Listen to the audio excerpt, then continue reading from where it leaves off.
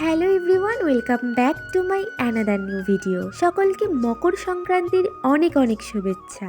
আর পৌষ সংক্রান্তি মানে পিঠের উৎসব। তাছাড়া বাঙালি মানে পিঠে পুলি উৎসব হবে না তা কখনো হয়? আর আজ পিঠে খাওয়ার দিন, তাই মা কাকিমা বসে গেছে পিঠে বানাতে। দেখো, বাবাও বসে গেছে গরম গরম পিঠে খাবে বলে। এবারে 5 রকম পিঠে হয়েছে আমাদের। প্রথমেই পুলি পিঠে বানানো হয়েছিল। কাকিমা লেচি কেটে বাটি বানিয়ে দিচ্ছিল, আর মা সুন্দর করে এই পিঠের শেপ দিচ্ছিল।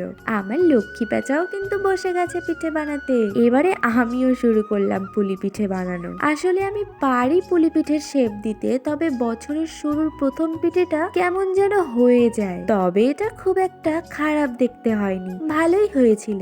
এরপর মা কাকিমা দুজন মিলে চুষি পায়েসের জন্য চালের গুঁড়ো দিয়ে চুষি কেটে নিল। আমার কাকিমাকে দেখো এমন ভাবে বসে বানাচ্ছে, দেখে মনে হচ্ছে সেকেলের ঠাকুমা। এরপর সব পিঠের শেপ দেওয়া হয়ে গেলে একে একে মা পিঠেগুলো রান্না করে ফেললো। প্রথমে মালপোয়া অর্থাৎ তেলে ভাজা পিঠে বানালো, তারপর রসপান পিঠে, একে একে পাটি সাপটা, দুধ পুলি, চুষি পায়েসও করে নিল।